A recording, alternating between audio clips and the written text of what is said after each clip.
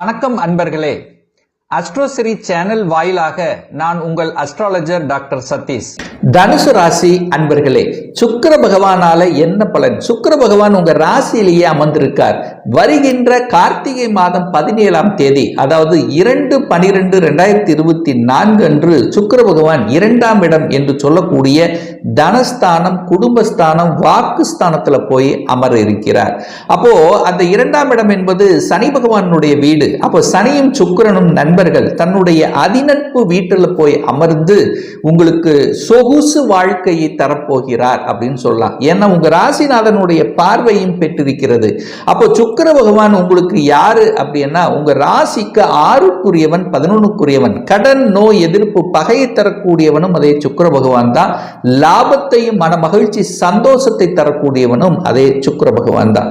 அப்போ இந்த சுக்கிர பகவான் 2ஆம் இடமான குடும்பஸ்தானத்துல போய் அமரும் போது களத்திர காரகன் என்று சொல்லக்கூடிய அந்த சுக்கிரன் குடும்பஸ்தானத்தில் இருக்கும்போது களத்திரம் அமைய பெறுகிறது. திருமணம் சார்ந்த சுப காரியங்களில் நடப்பதற்கான அத்தனை அமைப்புகளையும் உங்களுக்கு ஏற்படுத்த போகிறார் அந்த சுக்கிரன். சுக்கிரனுங்கிறது யாரு? திருமண காரகன் அல்லவா? அப்ப குடும்பத்தில் சந்தோஷத்தை, மன மகிழ்ச்சியும் தரப்போகிறார். இந்த தனுசு ராசி என்பவர்களுக்கு யாரெல்லாம் திருமணம் கைகூடவில்லையோ அவர்களுக்கெல்லாம் இந்த சுக்கிர பெயர்ச்சி ஆனவுடனே திருமண வாய்ப்புகள் உங்களுடைய கதவை தட்டக்கூடிய தன்மை. நீங்கள் எந்த மாதிரியான வரனை பார்த்து கொண்டிருந்தீர்களோ, எதெல்லாம் தடையை கொடுத்து கொண்டிருக்கின்றதோ அந்த தடைகளை எல்லாம் நிவர்த்தி செய்து குடும்பத்தில் ஒரு உறுப்பினரை இணைத்துக் கொள்ளக்கூடிய நிகழ்வுகளை உருவாக்கக்கூடிய அத்தனை விஷயங்களையும் அந்த சுக்கிரன் உங்களுக்கு ஏற்படுத்தி கொடுக்க போகிறார். சுக்கிரனுங்கிறது கையிருப்பு பணக்காரகன் அல்லவா? அப்ப கையிருப்பு பணக்காரகன் தனஸ்தானத்துல போய் அமரும் போது நிச்சயமாக ஆஃப்டர் சுக்கிர பயிற்சிக்கு அப்புறம் உங்க பாக்கெட்ல தனம் என்பது ஏதாவது ஒரு ரூபத்தில் வந்து சேரும் என்பதில் மாற்று கருத்துமே இல்லை. அதே சமயத்தில் தன காரகனான குரு பகவான் உங்க ராசிநாதன் சுக்கிரனை தனஸ்தானத்தை பார்க்கக்கூடிய நிகழ்வும் இருக்கிறதுனால பொருளாதாரத்தில் ஏற்றத்தை கொடுக்கக்கூடிய அமைப்பு தான். பொருளாதாரம் நன்றாக இருக்க போகிறது. பொருளாதாரம் சார்ந்த விஷயத்தில் எந்த குறைகளையும் கொடுக்க போவதில்லை. குடும்பத்தில் அமைதி கொடுக்க போகிறது. கணவன் மனைவிக்குள்ள அந்நோனியத்தை கொடுக்க போகிறது. இதுவரைக்கும் பிரிந்து சின்ன சின்ன, அதாவது ஒரு சின்ன சின்ன மனஸ்தாபத்துடன் இருக்கிறார்கள் அவர்கள் எல்லாம் புரிந்து கொண்டு ஒன்று சேர்வதற்கான வாய்ப்புகள். உங்க வாக்கு ஸ்தானாதிபதி பலப்பட போகிறார். உங்க சொற்படி மற்றவர்கள் கேட்கக்கூடிய அமைப்பு, சொல்வாக்கு செல்வாக்காக மாறக்கூடிய அமைப்பு. உங்களை யாரெல்லாம் கேட்காமல் இருந்தார்களோ அவரெல்லாம் உங்களை பேச்சை கேட்கக்கூடிய அமைப்பு. சமுதாயத்தில் நல்ல ஒரு அங்கீகாரம் கிடைக்கக்கூடிய தன்மை. ஆபீஸாக இருந்தாலும் சரி, வெளியாக இருந்தாலும், தொழில் புரிய இடத்துல இருந்தாலும் சரி, வேலை செய்கிற இடத்திலும் உங்க பேச்சை கேட்கக்கூடிய சந்தர்ப்ப சூழ்நிலைகளை நிச்சயமாக உருவாக்கும். அதுல மாற்று கருத்துமே கிடையாது.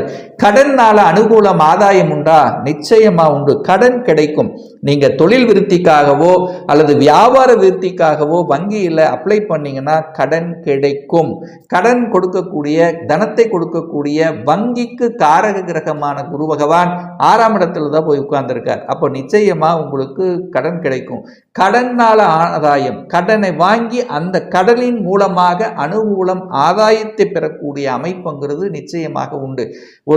ஒரு மாதிரியாக உடல்நல தொந்தரவு பிரச்சனைகளோடு இருந்தவர்கள் இந்த சுக்கிர பயிற்சிக்கு அப்புறம் அந்த உடல்நல தொந்தரவு பிரச்சனைகள் சுமூகமாக அது சரியாகக்கூடிய அமைப்பு. இதுவரைக்கும் எத்தனையோ இடத்துல போய் பார்த்தோம், ஒன்றும் சரியாகலை, என்ன என்றே கண்டுபிடிக்க முடியல. ஏதோ ஒன்று உடல்ல செஞ்சிட்டு இருக்கு, ஏதோ ஒரு பிரச்சனை இருக்கிற மாதிரியான ஒரு தோட்டத்தை கொடுக்கக்கூடிய இந்த தனுசு ராசி என்பவர்களுக்கு அது சரியாக கூடிய தன்மைங்கிறது இருக்கு. எதிர்ப்பாளர்கள் உங்கள் நண்பர்களாக மாறக்கூடிய வாய்ப்புகள், சந்தர்ப்பங்கள் உண்டு. ஒன்று உங்க நண்பர்களாக மாறணும், இல்லை அந்த இடத்த விட்டு அவங்க வெளியில போகணும், இல்லை நீங்க போகணும். அப்ப எதிர்ப்பு சார்ந்த விஷயத்தில் நல்லவைகள் நடக்கக்கூடிய தன்மை.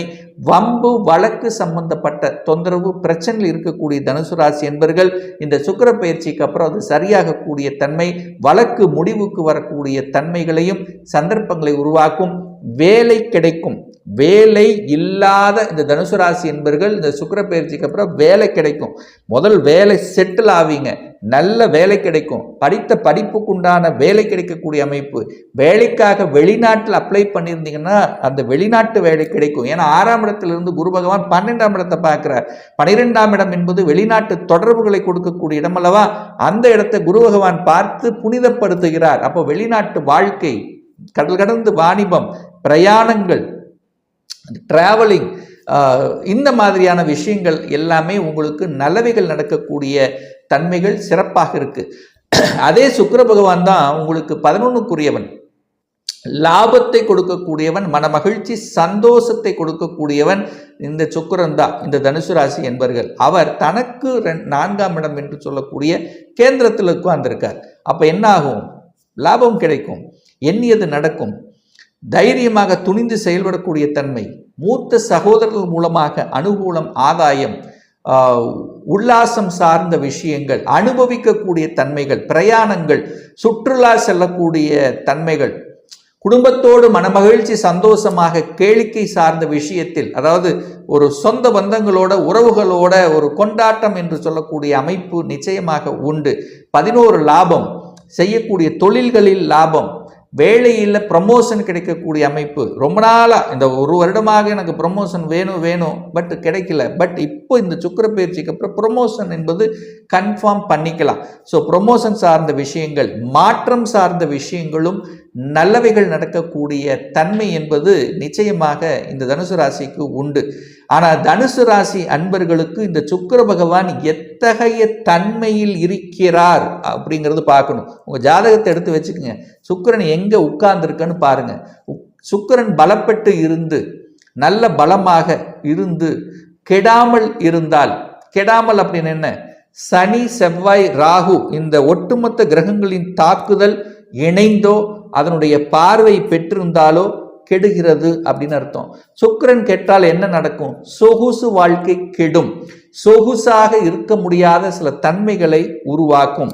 அப்போ என்ன, இந்த மாதம் உங்களுக்கு சுக்கிரன் நல்லதா இருக்கார். அப்போ சுக்கிரன் நல்லா இருக்கும்போது என்ன ஆகும்? சுக்கிரன் காரகம் என்று சொல்லக்கூடிய வீடு சம்பந்தப்பட்ட, ஏன்னா நீங்கள் சொகுசாக இருக்கணும் அப்படின்னா வீடு அமைக்கணும்.